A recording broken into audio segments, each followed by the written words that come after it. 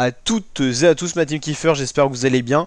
Aujourd'hui pour cette nouvelle vidéo, on va se retrouver pour parler football, on va parler Ligue 1 et on va s'intéresser aujourd'hui à l'OL, le club lyonnais qui vit tout simplement un début de saison très compliqué pour cette saison 2023-2024.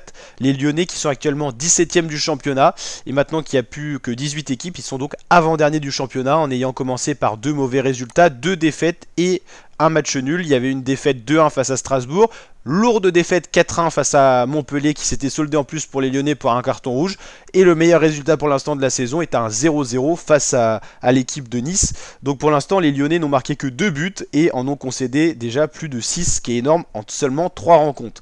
Donc début de saison catastrophique. Ce qui s'enchaîne en plus pour Lyon, c'est qu'ils vont affronter le Paris Saint-Germain. Alors faut avouer que Paris n'est pas dans ses meilleures conditions, mais ils auront à cœur de se ressaisir, les Parisiens qui ont fait un mauvais début de saison mais qui n'ont pas perdu quand même, et les Lyonnais qui vont donc accueillir Paris dans une mauvaise dynamique, 3 matchs sans victoire et surtout beaucoup de questions qui se posent sur la place du coach Laurent Blanc, sur la qualité des joueurs, sur les blessures éventuelles. On sait que Anthony Lopez est le taulier au niveau des gardiens, mais il n'y en a pas vraiment de second gardien du côté de cette équipe lyonnaise.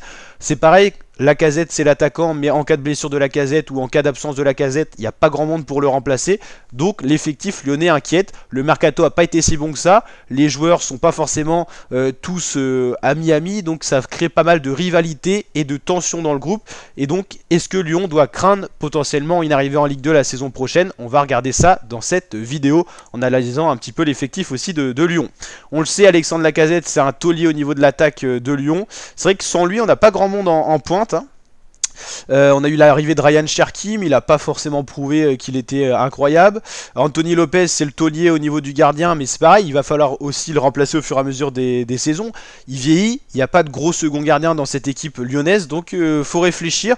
Johan Le Penant, lui, en milieu de terrain, c'est plutôt pas mal, mais voilà, il y a beaucoup de joueurs de Lyon qui veulent potentiellement partir du club, donc ils sont plus préoccupés par leur futur club, leur avenir, que par l'avenir de l'équipe. Et quand en gros l'intérêt individuel dépasse l'intérêt collectif, c'est là qu'on a des groupes qui se dissèquent petit à petit. Et là Lyon, on sent vraiment qu'il y a un problème.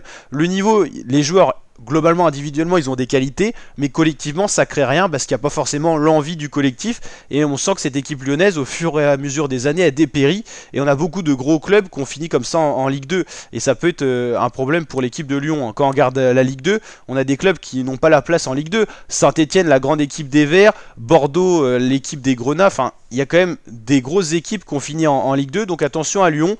Bon là on est qu'à 3 matchs, il n'y a rien de catastrophique, mais en tout cas la dynamique actuelle est critique pour Lyon. C'est plus habituel par exemple de retrouver Clermont en queue de classement. Clermont qui n'est pas une équipe historique de Ligue 1, qui a un petit collectif. Et voilà, ils ont subi 3 défaites. C'est pas étonnant de les voir là. Bien sûr on leur souhaite pas, on leur souhaite de se relever. Et voilà, il n'y a pas de catastrophe. Lyon c'est quand même une équipe qui a gagné plusieurs fois la Ligue 1, qui a été au sommet de la Ligue 1, qui a été au sommet de l'Europe. Et là les voir comme ça, c'est vrai qu'il y a une question qui se pose. Surtout que la saison dernière c'était quand même un peu mieux. C'était pas fantastique, mais c'était mieux que ça. Nantes aussi inquiète, hein. On parle du cas lyonnais, mais Nantes, ça fait déjà depuis la saison dernière, ils ont frôlé la relégation. Nantes, historiquement, c'est un gros club aussi de Ligue 1, et là, on sent qu'ils sont en train de dépérir, et là, c'est saison sur saison, et au final, quand on n'arrive pas à se relever, souvent on sombre, et là, notamment en Ligue 2.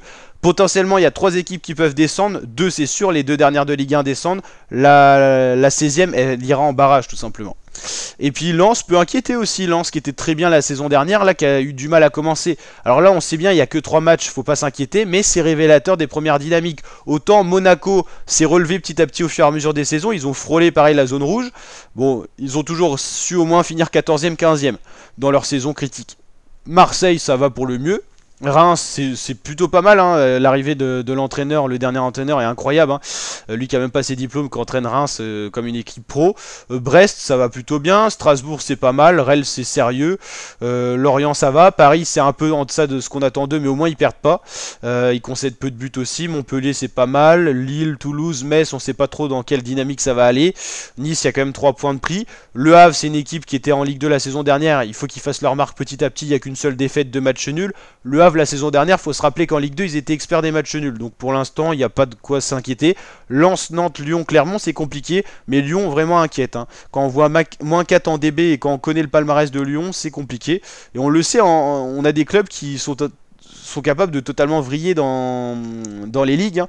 Bordeaux-Saint-Etienne, moi il m'inquiète aussi parce que Bordeaux, on pensait qu'ils allaient remonter la saison dernière, ils ont frôlé mais ils n'ont pas réussi. Cette année, ils ont très mal entamé le début de saison et il n'y a que 2 équipes qui montent direct et une au barrage, donc Bordeaux-Saint-Etienne, ils sont pas possiblement aussi près que ça de retrouver la Ligue 1. Et puis au fur et à mesure, le budget espère, on est en Ligue 2 et pas en Ligue 1, donc attention à Lyon, pour pas faire la même erreur que ces 2 clubs-là qu'on relève, mais on peut aussi parler d'Angers hein, qui a atterri en Ligue 2, OCR 3, Ajaccio qui était en Ligue 1 la saison dernière et qui n'ont pas su se relever au fur et à mesure de la saison. Et puis au contraire, on a des équipes qui vont bien en Ligue 2, quand Amiens-Grenoble pourrait retrouver la Ligue 1 possiblement, ou encore Guingamp-Bastia, ça joue bien, les autres ça paraît plus compliqué. Mais voilà donc ce qu'on peut dire. Et puis il y a des équipes hein, qui ont atterri au national, hein, des équipes pourtant qui étaient expérimentées de la Ligue 1. On peut penser à Dijon, Nancy, Le Mans, Nîmes, tout ça c'est des équipes qui ont déjà connu la Ligue 1 et qui sont arrivées en national. Bon, Sochaux c'est aussi une équipe qui a connu la Ligue 1, mais là c'est plus au niveau financier, donc c'est encore un autre problème. Donc voilà pour cette analyse, j'espère que ça vous a plu. Si c'est le cas, n'hésitez pas à liker, à vous abonner, à activer la cloche, et je vous dis à très bientôt ma team pour de prochaines vidéos. Ciao ciao.